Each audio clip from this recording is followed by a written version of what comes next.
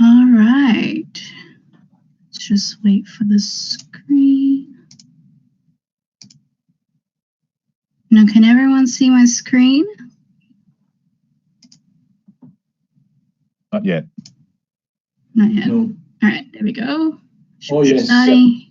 There we go. All right, that was a bit of a rocky start, but that's all right. Hello, everyone. Thank you for joining us today. For those of you who don't recognize my voice, if you have been joining all the webinars, you would have recognized my voice by now. But if you haven't, my name is Elaine and I'm the Events and Communications Officer.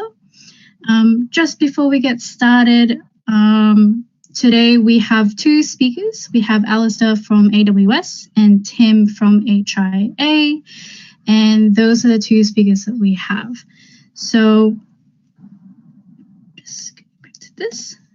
So today we have AWS starting us off. So Alistair, if you can go ahead, I'll just make you a presenter. Thanks very much, Elaine.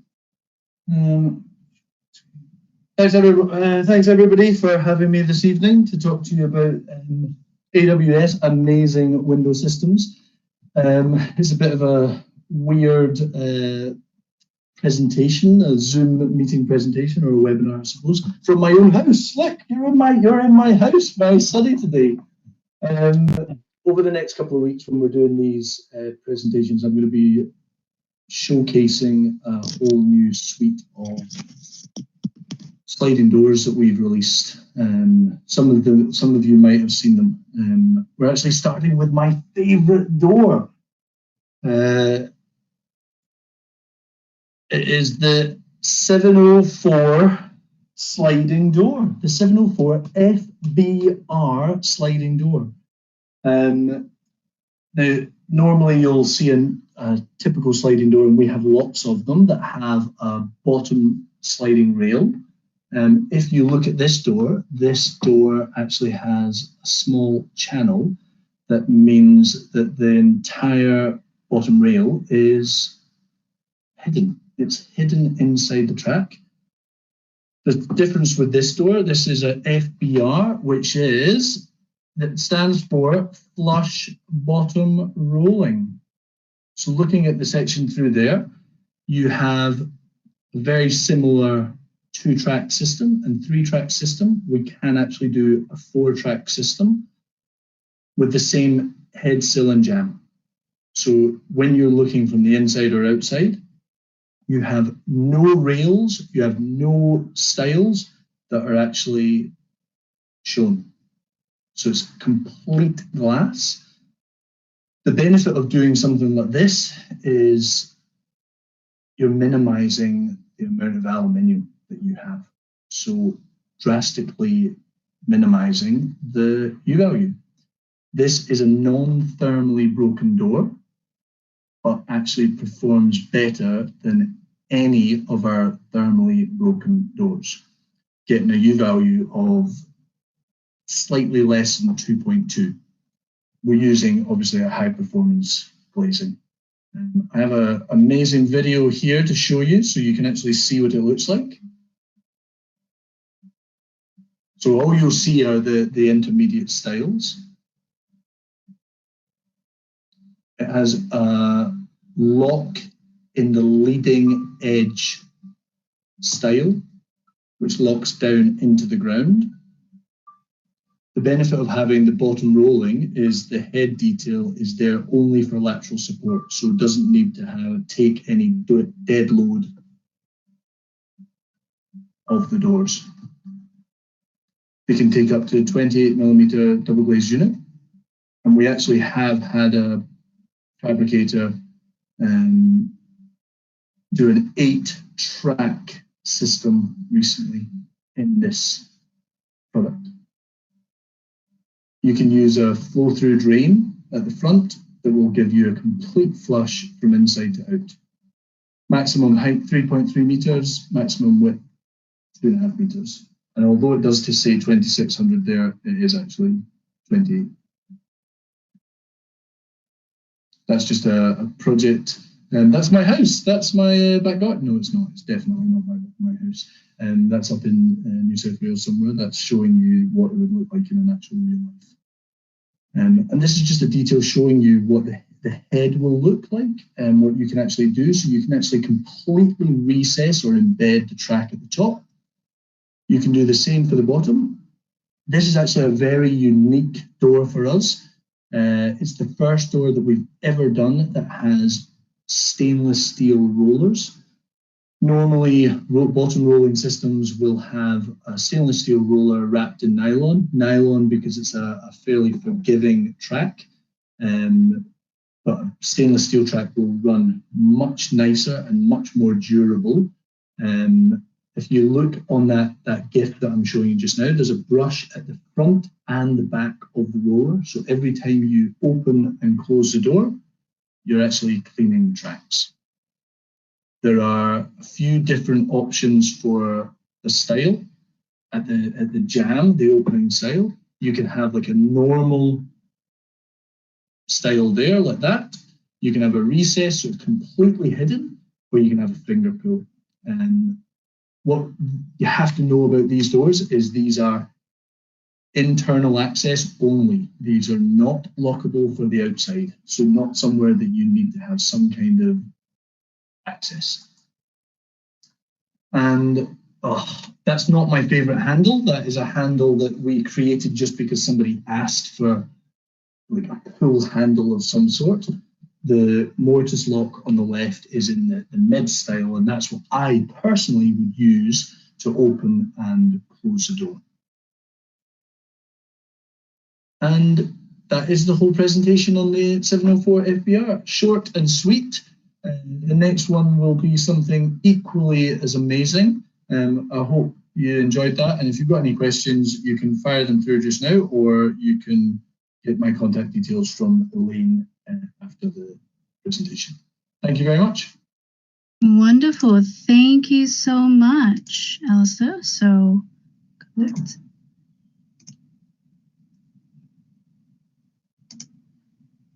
Okay. So again, thank you, Alistair, for joining us. So today we have our guest speaker, which is Tim from HIA. And as you all know, we will be treating this as any other GoToWebinar that we have. So we will have all the questions addressed towards the end of the presentation. So there is the questions section there for you guys to send through your questions if you have any. So feel free to just send those through throughout the presentation, and we will make sure to answer them. Now, without further ado, Tim, I will pass on to you the presenter power. All right. So can you see my screen there now? Show screen. All right. So, well, thank you for having me. It's my first such with you guys, but well, I'll begin by saying I'm thoroughly enjoying this this lockdown we have at the moment. I'm currently doing the rounds of all of the state treasuries, talking about what the outlook is for home building and detached home building in particular, but residential homes as a whole. And usually when I do that, it involves visiting every jurisdiction. So the opportunity now to be doing this from home is fabulous. I'm thoroughly enjoying it. Of course, it's a very different scenario when we start looking at it from an economy perspective. And so I apologise in advance if you find this presentation quite pessimistic, as my target audience at the moment is certainly those government agencies at the moment. And I think you would have found over the course of the past couple of months following the media that you probably haven't heard us in the public domain, and I think it will be a little while longer before you do. As soon as we start talking down the housing market, it is self-fulfilling, and we would certainly have the same. If we do turn a negative dialogue, we would certainly see that play out in terms of the data. So what I'm going to run you through today are two issues that we find we have at the moment. We have the urgent problem, which is the prospect of running out of work, and I'll go into that in a minute, and the important problem, and the important problem is around population growth. I'm not going to cover it off from a state perspective too much, because we really see the same dynamics playing out across all jurisdictions. I will just go to Perth and Melbourne a little bit, because they sit at the two extremes of what we see ourselves in at the moment. I'm just going to, you all, as quickly as these events have unfolded, everyone's become experts in exponential growth and a variety of other economic terminology. And the V-shaped recovery is what you can see on your screen there. And that's certainly how Treasury's departments around the country expect that economic activity is going to unfold. And it is important to understand quite why they see that and how the programs are structured to start to see how this is going to play out, particularly over the next 12 months for home building. And then different factors kick in beyond that. So V-shaped recovery, let's assume that the current quarter that we're in at the moment, let's assume that economic growth contracts by 10%. I think that's pretty reasonable. Electricity demand for April was down 14%, so 10% down for this quarter is a reasonable number. Let's assume then that September quarter, we see the largest quarter of economic activity that we're likely to see, and that would be certainly more than 4%, but quite possibly 6 or 7% for the quarter. And the reason that happens is because of the design of JobKeeper. The JobKeeper program, 130 billion, 6 or 7% of GDP by itself, all turning up into the economy sometime after the 1st of July. And it does that even though the payments are coming through this week to small businesses, lots of small businesses won't know that they're eligible until they get to the 30th of June. Certainly there's that 20% of the economy that's closed down at the moment that know they're going to be eligible and are getting JobKeeper. But they're not spending money at the moment. Those small businesses and their employees are lock and loading, waiting for this experience to be over. But when they hit the 1st of July, and let's say that's when the economy's opened up again, retail's trading, hospitality's trading, at that point, they are getting sufficient income to cover the wages of employees and they're getting JobKeeper. So they get a double hit at that point, which means they hit the stimulus phase. For other small businesses that aren't adversely affected at the moment and are on the cusp of that 30% downturn rule that exists for JobKeeper, they don't know that they're going to qualify until they get to the end of the quarterly return process on the 30th of June, at which point, if they are able to meet that criteria, they're automatically eligible for the whole 6 months. So that means that come the 1st of July, economic activity is up and going again, and we see an enormous surge through that September quarter. The problem is that without overseas students and without overseas tourism, we can't make up the gap between where we were at the end of February and where we will be at the end of September.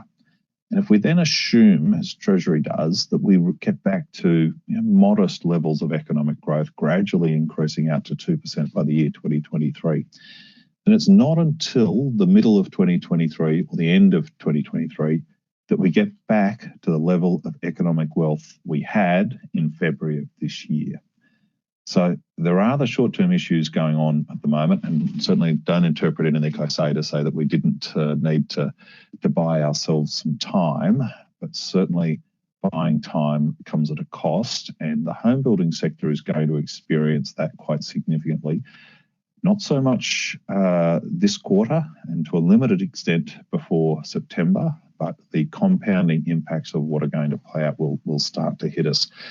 Now, I'm going to run you through the pieces of data that we have in order, and I'm going back into some data that we don't usually publish because it is a little, you need to be able to interpret it a little before you can draw too many conclusions. But if we look at this time horizon here, ABS building approvals data is usually where most people are starting to track home building activity in order to forecast it. We go back quite a bit further than that, and we start with Google searches. We have data that comes through in about a dozen different mechanisms we have, from visits to display homes, conditional sales, new home sales, and we have all of that data prior to approval. So I'm going to run you through that so you can see what we see coming forward.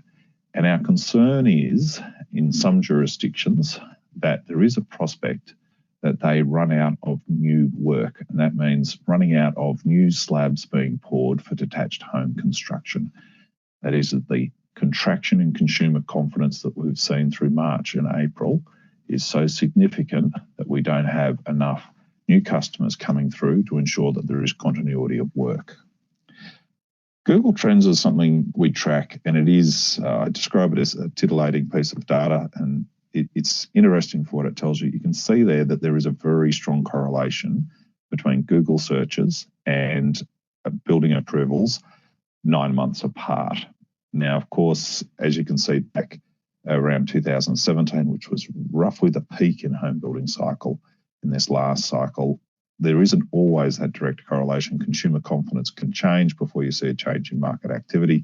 And I'm very confident that what we're seeing over the course of February, March, and now April, that there will be a disjoint between approvals. But you can see that through to the end of February, we were seeing a very strong level of interest in home building. And that's something that had come through from April of last year. Next piece of data we track is display home traffic. And this one's a very simple metric. Let's say you were a builder with display homes. This is WA in particular. Let's say that you had a metric of 100 people through over the course of a weekend, and typically you're getting 100 groups through every weekend. Then right at the moment you would have between 1.5 and 2 people turning up and visiting your display homes per weekend. That's an important metric to follow in terms of how that work comes through. The next piece of data we have is new home sales, and we have it to the end of March. There's a couple of things to pick up here. One is this strong level of activity in December, January, February over the last 3 months, and we'd been anticipating that coming, and they were very strong months. We were heading for what was going to be quite a reasonable 2020 until, of course, March. Now, you can see new home sales fell off 23% in the month of March. Now, that's almost entirely the last week of March, because the restrictions didn't come in place until the last 10 days of March. So we had 3 very good weeks of trade, followed by 1 bad week of trade, which pulled this number back. And take you back to have a look at April last year. And April last year is important. That was the federal election campaign, particularly focused on capital gains tax and negative gearing. And what happened then was that consumer confidence deteriorated. It deteriorated through the months preceding, but particularly in April, where consumers were uncertain as to what the outcome of the election would be, what the tax imposts would be on housing, and as a consequence, people don't enter into 25-year contracts to buy a new house and land package when they're faced with those sorts of restrictions. And we saw a very significant contraction in new home sales. As we expected, and as is typical of federal elections where housing is a particular issue, there was no change to the government, there was no change to government policy, and all of the customers that didn't sign a new home contract in April returned to the market in May, and the market continued on. And we saw this levelling off all the way through 2019 before we started to see a pickup through to the end of February. Now, that month in April was a concern, because if that continued, there was going to be quite a significant shortage of work. It was also significant because for a number of regions, we clocked up an undesirable outcome, which is what we refer to as a negative sales month. That means that the number of consumers that were counselling new homes, typically prior to approval, but sometimes even after approval, people that were counselling those projects exceeded the number of people that were signing new contracts in that month. It wasn't true of all jurisdictions, but it was of many of them. That's something that we're likely to have clocked up in March, and something that we're almost certainly going to clock up in April of this year. We do have the data coming in at the moment for new home sales for April, and of course it's not surprising to learn that it will be significantly lower than March. I'll run you through how I think that might play out across the different states, but if we do see that we have a negative month in the month of April, that means that the time frame, if we consider all of the projects that have been sold, all the projects that have been approved that have not yet commenced, we have a finite number of new homes for which there is a commencement to occur or a slab to be poured. And through the course of April, we've seen that number shrink. If that plays out again through May, then we have, we'll be 8 weeks into this process, and we could possibly have lost 10, 12 weeks worth of building work, and we see that time frame approach very quickly. The next piece of data we track, and this one is one that we don't typically publish, this is our own internal contract sales. So this is a building works contract. We're able to track it in real time because builders submit those contracts to an online portal, and we collect data out of that online portal, and that tells us the number of building work contracts that are being entered into. And through to the end of April, this shows you the correlation that our contracts have with housing finance. So typically a customer will take out a contract with a builder at the same time that they gain housing finance from their bank, and the two are almost directly correlated. We can see perhaps only weeks gap between those two pieces of data. The difference is we're able to get this data in real time. It's about 6 weeks ahead of when the ABS publish housing finance data. So ABS housing finance data will come out tomorrow.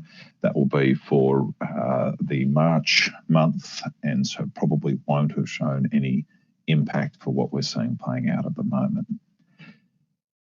What our building works contract data is telling us is that it was around about 20% lower than what we would have expected for a typical April. It's not terrible, but keep in mind these people are well advanced in the new home building process. They've been looking for 9 to 12 months. They signed a new home sales contract 3 months ago, so December, January timeframe. They've negotiated with their builder all of the design parameters. They've likely gained or at the final stages of gaining access to finance. And at that point, they've exited the process, and that's a concern. The rest of the data that we have moving forward doesn't show an impact of what's played out in March. We do have timeframes of when the length of the pipeline that exists in each of the jurisdictions. And I'm not going to go into it in detail today, but it wouldn't surprise you to learn that, or Darwin certainly has the shortest supply of work at the moment. I think there were 32 building approvals in the state, in the territory last month. But Darwin aside, Perth is at the bottom of a deep and protracted down cycle and has a very short building pipeline, or a very small pool of homes that have been approved but not yet commenced. They're probably looking, typically you would expect that they'd probably only have 3 months worth of work ahead of them at any given point in time over the past couple of years. Adelaide and Brisbane would be the next two with shortest pipelines, and Melbourne and Sydney with longer pipelines of work ahead of them. That doesn't reflect anything other than the volume of work that's been coming into those pipelines over the past year. And so that's something that we're tracking very closely.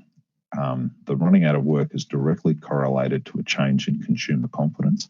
It's not related to a change in the fundamentals that sit behind that. Certainly, if we think of 20% of the population whose employment has been directly affected by the restrictions on trade, but a large share of those sectors that are affected are casual workforce. Casual workforce are unlikely to get access to a mortgage. So home building has only been moderately affected from a direct employment perspective. And what we're looking at here is really just people pausing, being uncertain about their future. So we know that with a small amount of encouragement that those consumers return, as I showed you before in April. Now, whether that is confidence returning as the economy has opened up again, which we hope occurs, certainly that would be the most beneficial thing that could occur for the home building industry at the moment, is to see those other sectors open up, or whether there is a need to incentivise some consumers to sign on the dotted line, those consumers that are relatively well cashed up, still maintain double incomes and haven't been adversely affected, to continue through this cycle. The longer term issue for us, though, is around migration. And I do keep mentioning students, and they are really important. It is because from around about 2003 onwards, Australia established what's known as the two-step migration pathway, where overseas students arrive between the ages of 17 and 23. Full fees paying students obtain a degree, gain a job, and then become permanent residents in Australia. And we have broken that cycle in March of this year. And it's going to make analysis of the longer term and the underlying demographic demand for housing challenging. Victoria, and specifically Melbourne, has the highest, the greatest exposure to overseas students. 2.3% population growth in Victoria over the past decade is really unprecedented for a modern developed economy. Economic growth above 1% is generally considered reasonably positive, and so to hit 2 to 2.3% over the past decade is exceptional. And they've done that on a self-fulfilling basis. There has been strong population growth leading to infrastructure investment, leading to home building, all of which leads to employment. That creation of employment then creates increased demand for jobs and students, and so the cycle continued. So whilst Melbourne enters this downturn with the strongest home building sector, it stands to lose the biggest volume of work. At the other end of the spectrum is Perth. Perth is not exposed to tourism. Perth is not highly exposed to international tourism. It does have some domestic tourism, but it's not highly exposed to international. It has a very small share of overseas students, and you can see that in this graph here. And as a consequence, whilst Perth sees the first adverse impacts in terms of work on the ground, the depth of the downturn in WA will be more modest. They also have alternative employment bases that aren't likely to be shocked through this cycle, and we'll come to that in a minute. But you can see on this slide here the impact of Victoria and New South Wales. Now, New South Wales' student population is more dispersed than it is in Melbourne. It's very centralised in metropolitan Melbourne. And we focus on that because apartment building and apartment construction has been very important to underlying demand across the economy over the past 5 years, particularly to Sydney and Melbourne. The Crane Index, volume of concrete, every measure you can look at, employment. Victoria now has around about 1 in 10 of employed people that are employed in building and construction, and Victoria's never had that before because Victoria was the manufacturing state. But over the past 5 years, it's transferred from the manufacturing state to the building state. And without those students occupying those apartments, and keep in mind that this year, maybe 12 months ago, we reached an equilibrium point where underlying demand for housing, demographic demand for housing, was equal with the supply. Over the past year in Sydney and in Melbourne, we're moving towards that oversupply, not a structural oversupply, just a cyclical oversupply. And cyclical oversupplies are what happens to the apartment building cycle. And so we would have seen a natural oversupply occur this year before we saw the market contract. That was our expectation. And now that we've taken out 500,000 people, particularly from Sydney, Melbourne, Brisbane, at the same time that we're seeing that large volume of apartments come on the market, there is not likely to be investment in those larger multi-unit projects in metropolitan areas. The problem there is that for Melbourne in particular, it's become very dependent on apartment construction from an employment perspective and then infrastructure investment. When that slows down, when employment in our sector increases, that has a very significant adverse impact on employment across the rest of the economy. So if we look at roughly 1 million people employed in residential home building across the economy, and we look at home building just 2 years ago, we were building about 230,000 homes. If we pull back to a number even as strong as 120, 130,000 homes, we're looking at a 40 or 50% unemployment rate in building and construction alone. And that in itself would be a 5% unemployment rate nationally. So that's governments are very acutely aware of the employment basis of the building and construction sector, which is why you've seen it as a mechanism that they've used in the past to encourage employment across the economy. This is WA's pipeline of work.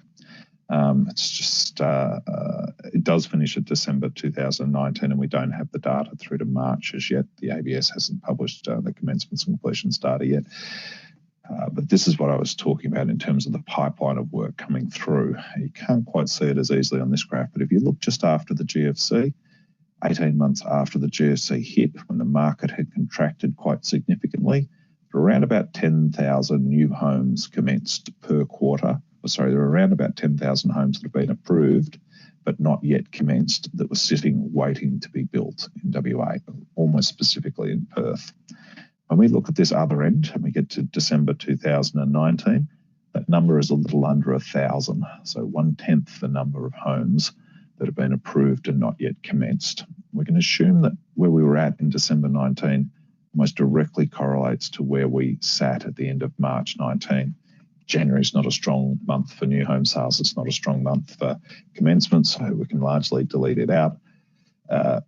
February was an exceptionally strong month. March was a poor month, so it's fairly reasonable to assume that that's where we're at. And if you put those two pieces of information together, what you end up with is sort of 12 or 13 weeks worth of building work ahead of the industry in WA.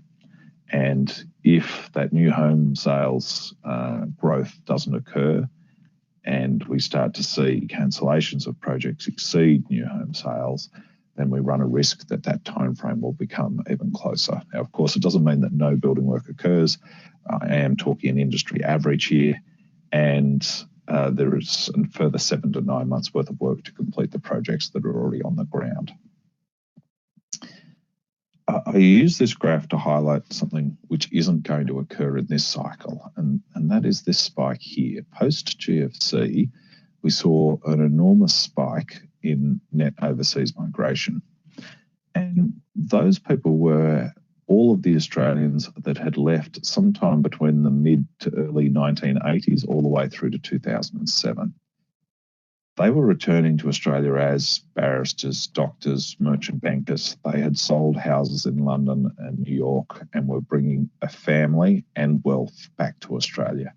And so that's part of the reason why after the GFC we saw an enormous spike in apartment construction. I'll show it to you in a graph in a moment. It's 500,000 people turning up, particularly to Sydney and Melbourne, occupying apartments, typically high end. They were there for 12 months to 2 years before they moved to their longer term residence. And it occurred because those other economies were, because of employment prospects and all those other economies were very poor, and employment prospects here were good. Now, we're not going to see the same trend this time around, because those people that we've been sending overseas for the past decade, when they come back, and they have largely come back, they're not coming back with acquired wealth. They're coming back typically under the age of 20, quite probably under the age of 25 without acquired wealth. So we don't get that free hit this time around. When we just look a little broader outside of the home building sector, the rest of the economy, low Australian dollar, which is likely to persist, will help our export industries.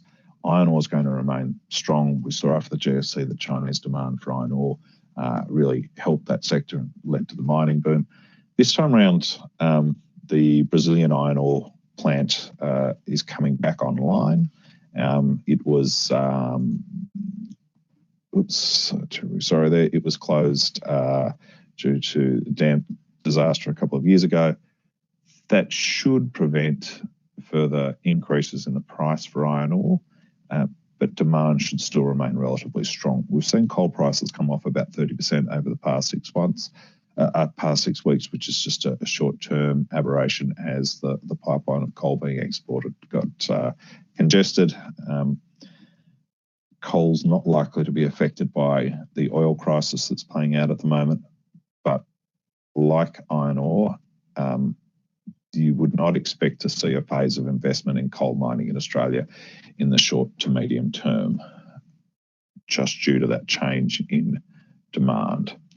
The oil price shock will flow through to the LNG projects in Australia. So 4 of those projects are coming online at the moment in Gladstone, other projects in Darwin as well. They have been very important in building wealth in the Australian economy, and we've seen our trade surpluses at record high levels because of these projects. The oil crisis is likely to mean that we're not going to see another phase of investment in LNG as well. Agriculture's performing particularly strongly, and likely to continue now that we're the other side of the drought. And of course, the education and population story is one that's really key. So those 3 pillars, the main sources of external income for Australia, two of them are going to hold relatively strong, and the third we're not particularly optimistic. So when the shock first transpired in mid-March, the first thing we did was to go back and have a look at all of the previous shocks. We had a look at about 20 different exogenous shocks to the Australian economy, and we pulled out just 3 here for you to highlight the sort of change in numbers we could expect to see. And it is important to look back and see just how incredibly strong home building has been over the past 5 years. And this 233,000 homes that we built 2014 to 2018, that happened because of at least a decade worth of mismanagement through this phase here, where we weren't building enough homes to satisfy demographic demand. 230,000, 250,000 people arriving per year, and we weren't building enough homes to satisfy that overseas migration. That led to high rental price growth. It led to high house price growth, which led to increased demand. We see a phenomenon called false demand created, which is something we've seen play out in toilet paper demand through the course of the last couple of months as well. It's the same behavioural response we saw. It's the reason we got 17% house price growth in 2015. And that's over. That was over because the number of homes we built satisfied that pent-up demand, particularly in Sydney and Melbourne and Brisbane. And we hit the end of February, and our expectation was we would build around about 171,000 homes this calendar year.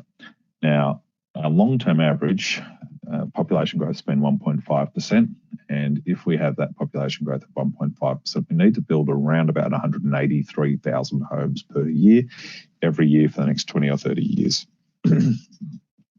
Now, that number was where we were expecting to track back to at February. Governments had no longer constrained the supply of apartments and houses. We'd reached a point where the market was in equilibrium, and we were looking to a relatively stable market. And then, of course, we hit March. So this, you can see the grey line tracking through. That was our long-term forecast for what we expected home building to do over the course of the next 5 years. Sorry, our short-term forecast. So we had a look at a number of different impacts, and we've got a high, medium, and low scenario here. If we look at the low case here, we're a low impact scenario, which is SARS. And I'm going to skip over that because we're clearly well past that dynamic. But we're looking at 3 things here. We're looking at the lag, so the amount of time it took for the shock to occur to when it hit the economy, the duration, the length, and the magnitude. And the magnitude, of course, is one that we're very focused on. If we were to see the GFC hit the market as it did in 2007, if it was to hit the market in February of this year, then we'd expect to see over the course of the next 12 months that home building contracted back below 140,000 starts per year, which should take us back similar to this very sharp and deep shock here after the GFC. I should note that back here in 2001, that's simply the GST shock playing out there. It's a data issue more so than it is a genuine market contraction. This here, you can see then that this is the rapid increase in net overseas migration we saw, which drove home building activity after the GFC, and also reflects the significant stimulus that was provided to the home building sector after the GFC by state and federal governments, not just to build new homes, not just for home buyers, but also for renovation activity as well. The 1990s recession was a very different scenario. It took a long time to hit the market, and it was year upon year of contraction. So I must point out that in all of these scenarios, we're assuming economic growth returns to 3% GDP by 2023, and we get 1.5% population growth, both of which are very strong assumptions. We simply need to have those. We need to have an assumption, and so we put those in place because they are consistent with what we've seen over the past 20 years. Quite where we're likely to sit over the course of the next 12 months or 3 years. On Friday, the Prime Minister stated that it is their expectation that net overseas migration will decline by 85% over the course of this next financial year. If that were to play out, then the demographic demand for the number of new homes built would be around about 73,000, not this 171,000 we have here, but around about 100,000 less homes. Now, that data is a little misleading because that phenomenon I mentioned before, that students arrive and seek permanent residency, they need to be in the country for 8 months out of 12 months to be eligible. And so by removing those visa holders, those particular students, in March, when they do come back, that clock resets.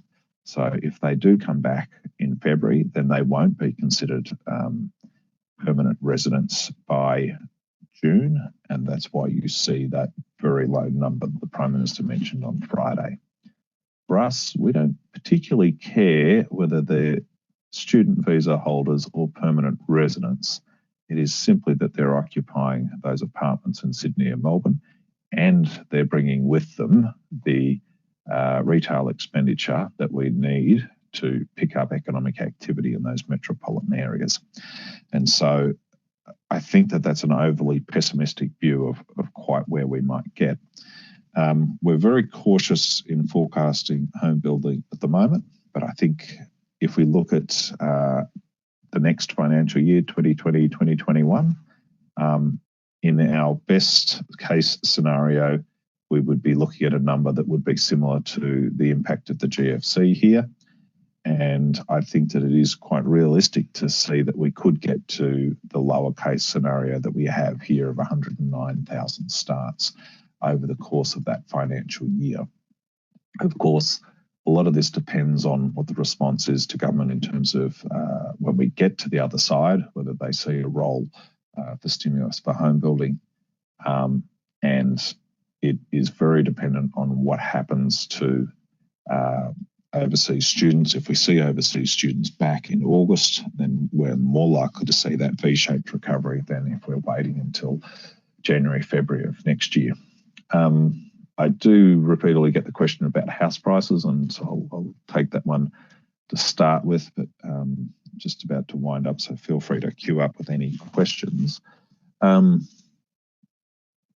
What we're going to see over the course of the next 12 months is some very misleading data about house prices. What happens in these cycles is that we get so little data that we no longer get price discovery, which means, to put it shortly after the GFC, I was in Richmond, California. Typically, Richmond, California saw a 40% decrease in house prices after the GFC. But the thing that had changed was that they would typically sell between 10 and 13,000 homes per month in that city. And during the GFC, that was between 40 and 50 homes per month. And so as a consequence, you couldn't really work out what the house price was because so few people were selling. And that's what's likely to play out over the course of this year. We can already see it with clearance rates. We should consider them relatively strong in light of the level of consumer confidence issues that are out there at the moment. And so house prices are not going to be an indicator of changes in market conditions, nor are rental prices. Typically, we find rental price growth as a much better indicator of home building activity. But just 2 years ago, we spent a lot of time trying to convince state governments that they didn't need to go out and apply taxes on Airbnb or short-term rental accommodation, that if they just left it alone, the market would take care of that particular issue. Their concern was that so many units were being held for short-term accommodation and we're seeing rapid rental price growth. Of course, the right response was to allow the apartment cycle to occur, which it has, to satisfy that demand. And now what we're seeing is a large volume of and a large increase in the supply of apartments and houses onto the long-term rental market, which should keep downward pressure on rents.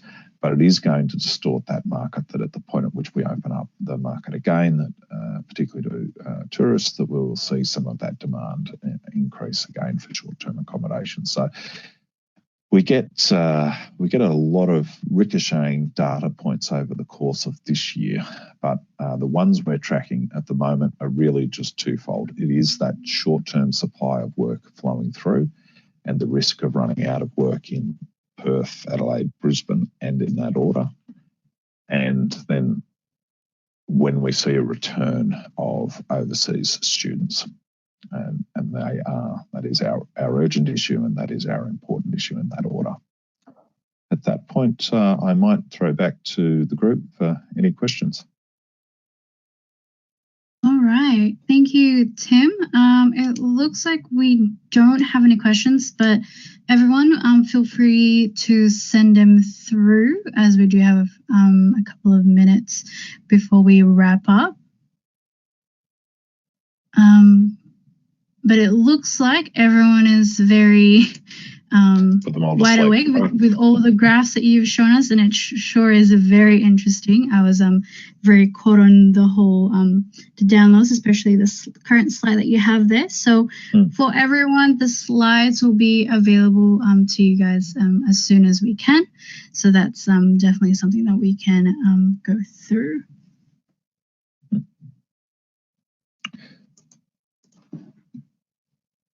All right, so thank you, Tim. I will go back to sharing my screen. Not a problem. Thank you.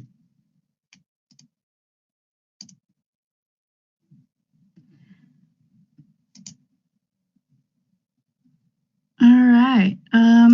Thank you, everyone, for your time. As you all know, we are very excited for a few things. So before I wrap up before I end, I would like to quickly show you guys a couple of things that we have that's currently happening in the space. As you all know, we are getting a new website. Woohoo! Who's excited? Yes, I'm excited. So the team and I have been working so hard for the new website. And as you can see, this is the look and feel. So we will be launching as soon as possible.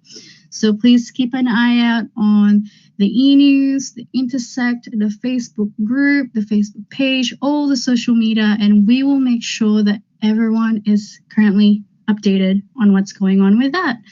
So thank you, everyone, for being patient. As you all know, your CPD, your access to the slides will be on this new website. So we will make sure that you guys have access to this as soon as possible. And last but not least, we do have upcoming events soon. So feel free to just register yourself. We are still currently using Eventbrite for all our events, but we will slowly transition to the new website, as the new website has the new function to register yourself for the events and whatnot. So these are the all upcoming events that we have. along with a few more for the month. So please register yourself, and I will be there as well. So I look forward to seeing everyone there. Again, thank you, everyone. Thank you, Tim. Thank you for your time. And again, enjoy, everyone. And I look forward to seeing everyone again for the next webinar. Bye, everyone.